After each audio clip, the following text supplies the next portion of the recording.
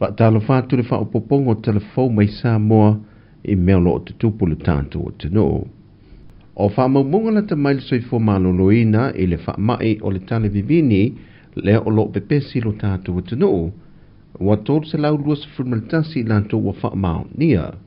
I lea foi numera o lo māua lunga ai ia I lantou o lo a afia mai I le lua se fruanga e atu lunga le mātatua le o lo whaamauina le whasa frumaltasi tesi ma le whālua pasene.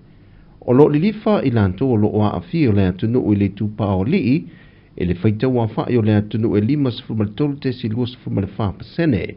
Ma te maitai, ma le tupa o te maitai ma tina wa afia e le whasa frumaliono tesi fitu se furuano pasene.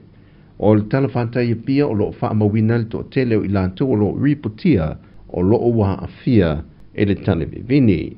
Mai o le masino November le tausanga rua tōnai rua whelua se fumal wha na pito isili o na māua lunga I le whaitawa whai o latou na afia.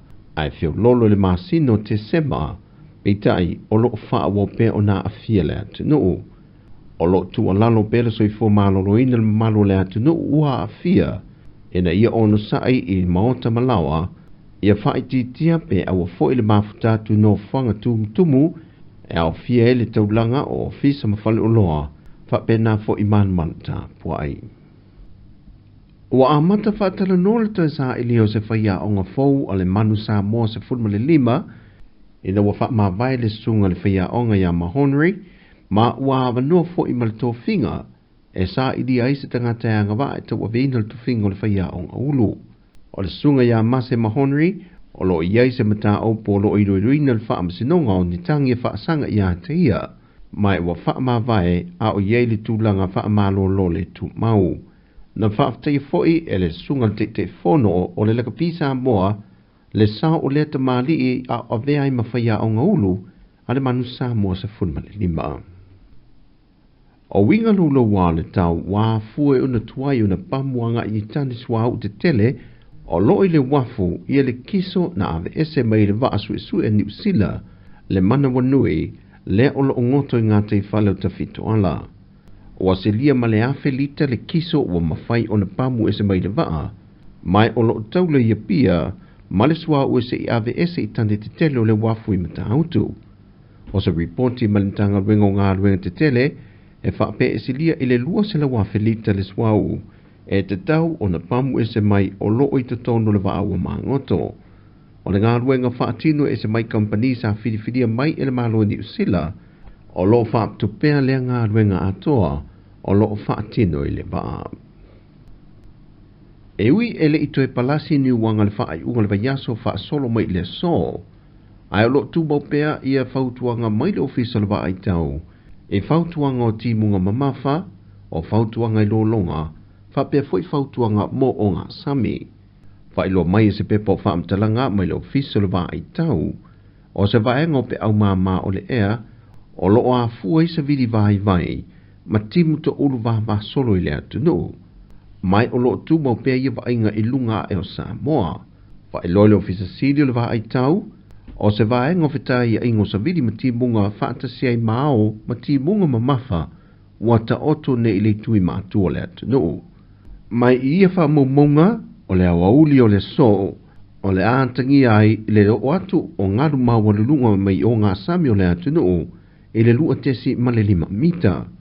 Mai o ia winga loro wā o le tau o le aafia I pea Sāmoa se I o atu le o ngā tutono o le vaiaso.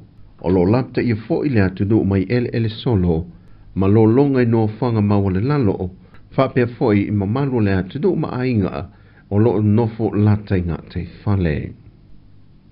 E to tolu a whionga I minista o le kāpeneta o whaai loa whaalawai tele te whono le whaafale le whaatui le tua Sāmoa o tasi. O lana whiong fo I sa vema minista o whaatu angam whai ngā whaiva le fo I wa whaamuta le whionga le titai o le atu nu ona tō whinga wha minista. Ai o le to tolu I la tau I wa whaamalolo fo I e le whionga le tamaitai pāremia. Ona o le tusi na o lātou sai niamatu I nātou I le whionga whia mena omi mata awha I mata aupu o ngaonga e le taita inga o le vaenga wha aupu whai. Mai e batu ele nei tau talanga I whaasisila aloa I atuai mo le sila fia mana malu o le tātou atunua e meise fo'i a fionga I minista wa a fia mo lātou I tūmalo o te whasisila atu ai e whapea. Ua whamalo lo ina nei tu mau le fionga ia le ota laki.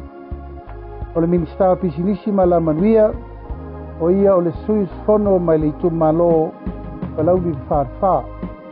Ua whamalo lo aloa ia fo'i le fionga ia mulipola ana rosa ale morioo. O le sa minista I minista o tina matamaitai. I le tūmalo o palauli mua. Ua whamalo lo fo'i le fionga ia toe rupe o Onisemo. O le minista o ta inga mawhamtalanga whatekonolosi me le tūmalo o whale alili. Whai loe le fionga ia la auli o le whonatanga le vanga whaopo whai na uswia I le au auli o le asunga fua le amatanga o le neiva yaso. E nā o le toa se funma le valu sui o le vanga whaopo whai na mawhai o na whaatasi atu. E au fiai ma le fionga le tamai tai pā le mia manisi o minista o le kāpeneta. Whai loe le te whono e le o iaiso na mana o le maanga e le mafu anga le whaatasi atu. Na ia whapai fo I tu maloa fionga I minista ua a fia, ma na ia sau noa. Ia, e manatu e le taungo fia I tu aso whapenei, le mai mo mai, ma le sisira mai. A ia ma le mamalu o Sāmoa atoa. Ia e mai se fo I le tapua inga mau I tu malo palauli le whaalwha, o le palauli mua, e a tainane le tu malo whale alili mua.